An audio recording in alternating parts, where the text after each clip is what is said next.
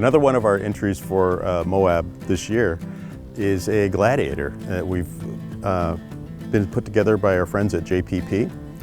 Features a lot of cool things.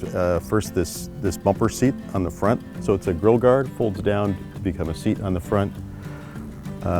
Metal bumper, Rubicon bumper with a worn winch in it. The vehicle features a lift from JPP, a 37-inch tire on a unique wheel. This also being a Gladiator, but with the half doors on it, and then the hard top, I think it's just a really great look to it. Side rock rails for the vehicle, lights on the roof, a unique sport bar arrangement back here with storage up on top, and then this cargo bed, which is a very utilitarian, but a concept piece on it. Features some great styling to it, open through the sides, Rotopax mount here, and even the tailgate has been reconstructed in this great industrial feel to it. Spare tire has been relocated from under the vehicle up into the bed. Really a great piece.